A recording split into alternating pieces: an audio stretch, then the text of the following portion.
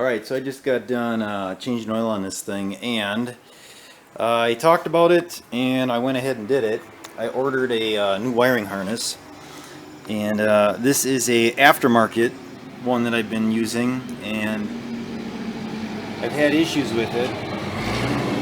It keeps popping fuses and the trailer lights don't always light up, so I've given up on this. I also know that I also had to change wires around in here in the pins because the blue and the black was switched around for some reason, even though this is for a Nissan, but it's an aftermarket one.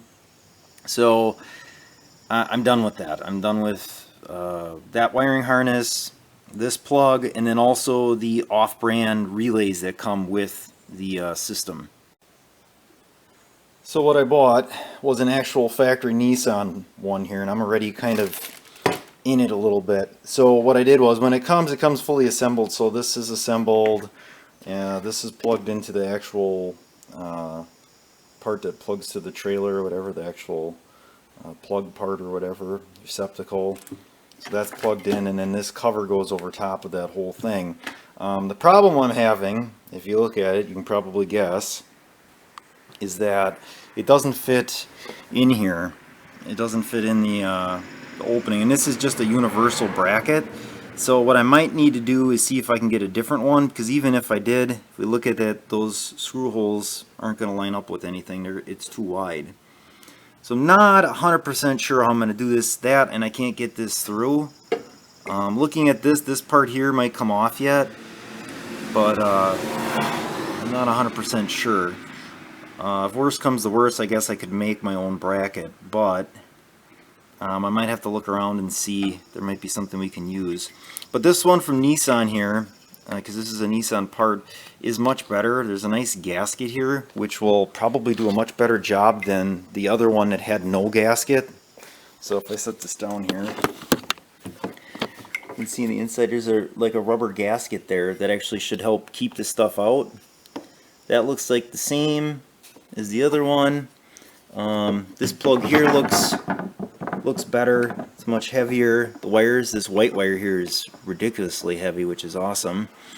And then they give you a new, because it's the kit, I couldn't just buy the wire harness. This is the actual where you plug the relays in. And there's two whites and a brown relay, and then this plugs in the kick panel on the passenger side. And then it also comes with, let me open it up here, the relays. So, and the good thing about these relays too is that they're actual Nissan relays. So the ones I have are just like, I don't know, like some off-brand, but these, whether this will focus or not, probably not. It's Nissan in the corner there, just take my word for it. So all of these are, which is awesome. So, it's not going to focus, is it? Yeah, there it is. There, you can see it. It says Nissan. So, I'm just going to change it all over right away. I thought about just leaving the relays and stuff from the other one and leaving this, but I'm like, you know what, if this is a factory harness, I should just change the whole thing over. So I'm going to do a little exploration here on the internet and see what I can find on this, if there's some sort of bracket. I know that the hitch I have on mine is the aftermarket hitch. It's a Kurt brand, and I think the Nissan Xterra hitches, they come out with like a little box or something here for that wire harness to sit. So I don't know, we'll see. I'm sure there's some sort of universal bracket that I can buy that it should work with. Alright, so I'm further into this here, and that bracket definitely is not going to work. And I don't really feel like running to town to see if there's anybody that has anything that's going to work. My guess is that they won't. I did get it down even further. This part here actually unsnaps as well, which is nice because then you can get right to your contacts. If these ever get funky, you could get right in there and clean them out, so that's nice. This thing definitely has an odd shape to it, and I don't know if it's supposed to be like mounted behind the metal this way or from the back. I don't honestly know. But what I did was, I have this old music stand here, and I drilled a 2.5-inch hole in it, and that looks like that's going to work. Yeah, bugs in here. I got that to fit, and once you bolt it through, I don't know where it could possibly go. So, and this music stand is aluminum, so that's good too, it won't rust. But that was just my prototype hole. I think what I'll do is probably run it up closer to the top, and then I'll probably have to trim some of that lip off because I won't need quite as much, but should work. It'll never rust, right? So let me see what I can do with this. Alright, so this is a really slow go, and this is my third attempt at making it. So this is what I took off, and it's just like a universal fit that doesn't work with this. I did find a guy on the internet that has some dimensions, but I didn't copy them down. My first prototype looked like this, and that wasn't quite right, but the one on the internet that the guy made for this Nissan, this part here and this was actually cut, so this is all open at the bottom. I don't know, I'd rather leave it together to give it more strength. So here's my second go around. It's a little rough and it's a little big yet, so I'm going to refit it again, mark it, and then I want to cut off probably a little bit at the bottom and cut it on the side. I think the top should be good. Obviously nothing's very straight. Everything I'm cutting with is with a angle grinder with a cutoff wheel. I don't have any type of like a sawzall or metal cutting,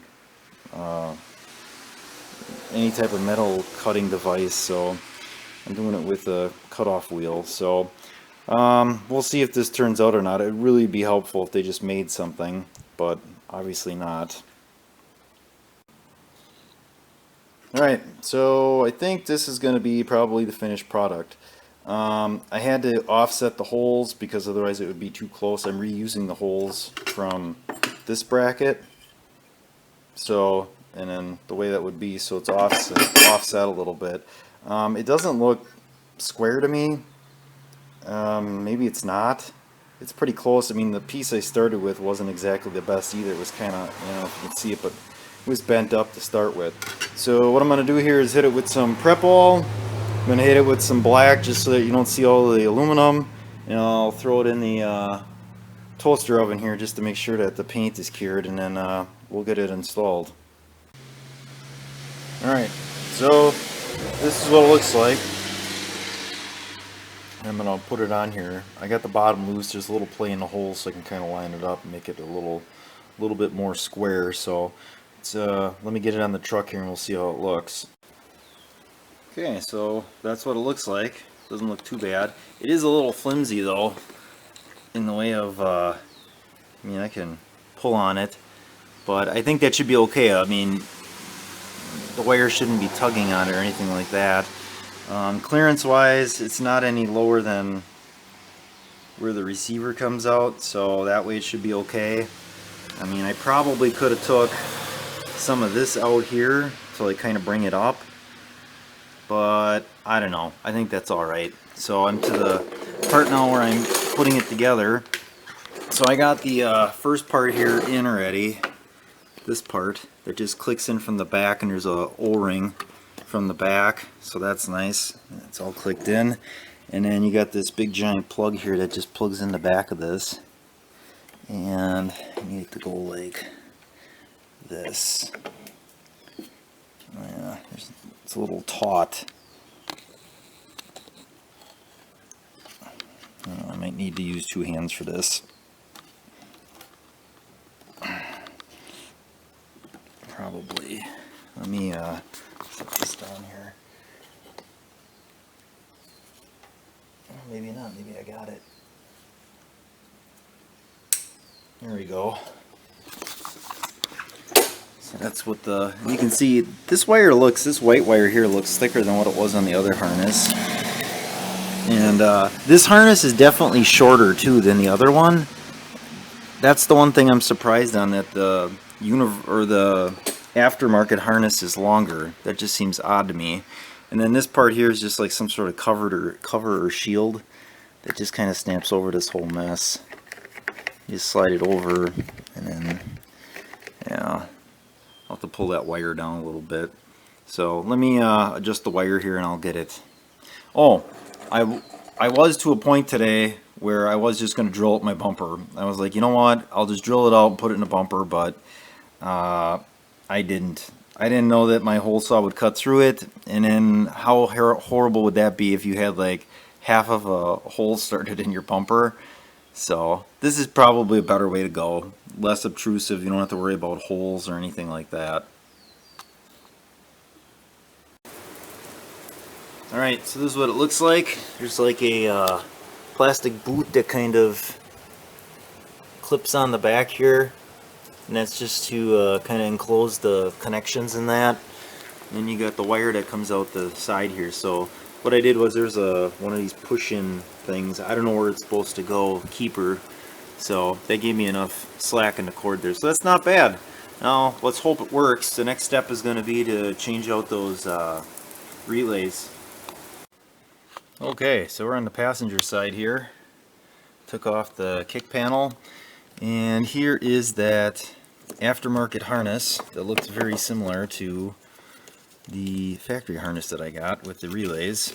So what I'm going to do here is weave these back out of the wire and then disconnect it. So, and then there's a plug back here, and I think it's just a oh, am I going to need a screwdriver or not? I thought it was just a thing that you push down a tab. I don't know. I'll have to check it out here. Give me a second. Alright, so I got it off. There was just a tab that you push down like I thought. It's just hard to get to. So this is the harness I took off with all the relays and stuff. And like I said, these are not Nissan relays. They're just aftermarket that comes with this harness. And then this is the actual Nissan part here. And I can't get the number to show, can I? Oop. But there's a part number on there. Probably won't show up. There it is. And then it comes with this foam attached to it. I don't know, something I guess so it doesn't rattle. I don't know. The other one, this one here didn't rattle at all, so I'm not too worried about it. It's interesting too, all the wires are different colors on these harnesses. And the wires on these are way thicker the way it looks in comparison. But, alright, well, let's get this one plugged in. So to put the panel back on, kick panel, basically just line it up. So there's a bolt or stud that sticks through the floor. I like to get that lined up and close. And then there's 2 points that push in, one at the top and one at the bottom. Just kind of get that lined up, make sure your relays are out of the way. It should just snap in. It's like one, and there's one at the bottom here.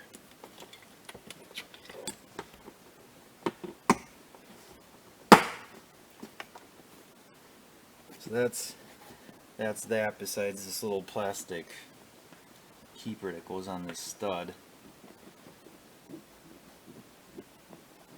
Right.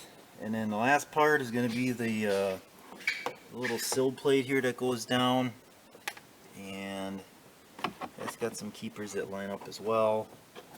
And this I think works best if you start at the end closest to that kick panel, kind of line it up. And as you're doing it, kind of push down and in so it snaps, and then work it back. And then you can kind of see there's some keepers on the bottom here. They got some teeth, and you just kind of snap those in. If you can see those or not. Probably not. No, there aren't any there now. Well, there's keepers. You'll have to take my word for it. You'll know if you ever take it off. But there's